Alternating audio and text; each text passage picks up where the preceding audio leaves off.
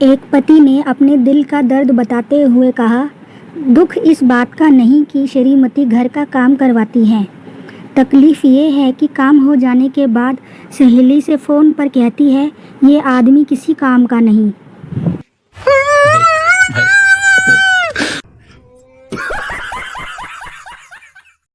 क्या आपको पता है दोस्तों, पति को पीटने में भारतीय पत्नियां तीसरे स्थान पर हैं।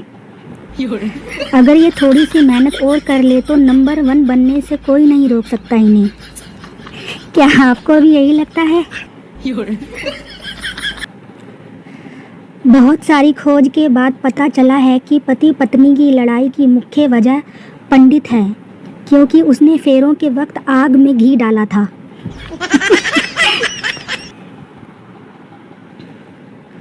क्या आपको पता है मनाली का नाम मनाली कैसे पड़ा? तो सुनिए, बहुत समय पहले रूठी हुई पत्नी को मनाने के लिए कुछ दिनों के लिए पहाड़ों की सैर पर ले जाया जाता था। इसी दौरान घर वाले फ़ोन पर पूछते थे, मनाली क्या? धीरे धीरे उस हिल स्टेशन का नाम ही मनाली पड़ गया।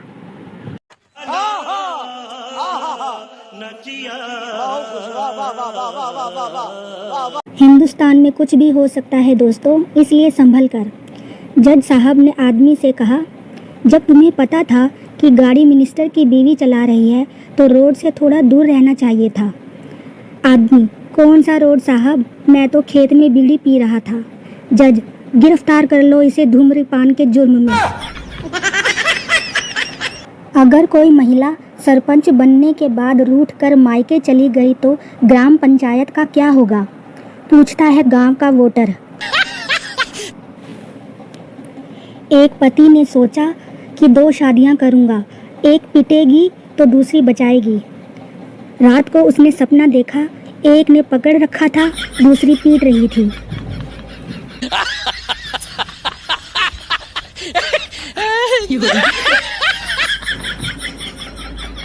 एक बार एक दादा दादी ने जवानी के दिनों को याद करने का फैसला किया।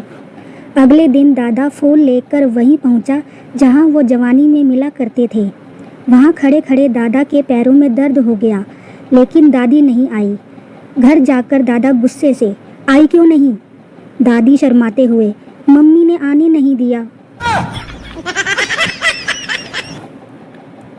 पहली महिला, बहन जरा अपना बेलन देना, मेरे पति अभी अभी घर लौटे हैं। दूसरी महिला, ले जाओ बहन, लेकिन जल्दी लौटा देना, मेरे पति भी आने ही वाले हैं। ये दोनों महिलाएं अपने पति को ताज़ा और गर्म रोटियां खिलाती हैं। सोच बदलो तभी देश बदलेगा। अगर महिलाओं में दिमाग पढ़ने की शक्ति होती तो पुरुष हर मिनट पर थप्पड़ खाते। सही कहा ना दोस्तों? बेटा, पापा 2 रुपए दो ना। पापा, नहीं दूंगा। बेटा, पापा दे दो ना, दूध वाले और माँ की एक बात बताऊंगा। पापा, ये लो 5 रुपए, जल्दी बता अब। बेटा, दूध वाला माँ को बोल रहा था कि अभी तक इस महीने के पैसे नहीं दिए, कल से दूध नहीं मिलेगा। पत्नी, डार्लिंग सुनते हो, मेरी उम्र 48 साल होते हुए भी आपका एक दोस्त मेरे हुस्न की तारीफ करता है। पति, उस्मान भाई होगा। पत्नी, आपने कैसे पहचाना? पति, वो साला कबाड़ का व्यापारी है ना। I am sorry, बाबू। एक मुर्गा अपने मालिक को खिड़की से बैठा देख रहा था। मालिक बहुत बीमार था और उसकी पत्नी उसके बगल में बैठी थी। मालिक की पत्नी बोली, आपको बहुत तेज़ बुखार है, मैं आपके लिए चिकन सूप बना लाती हूँ।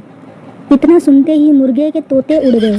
मुर्गा बोला, बहन जी, एक बार पैरासीटामोल देकर भी तो देख लो।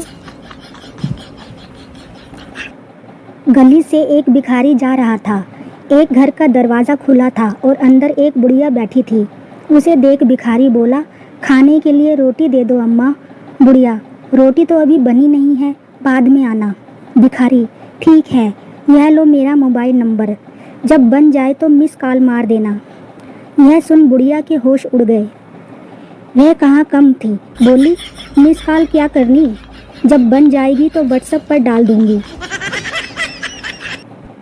एक माँ अपने 6 साल के बच्चे का फ़ोटो खिंचवाने के लिए फ़ोटो स्टूडियो लेकर गई।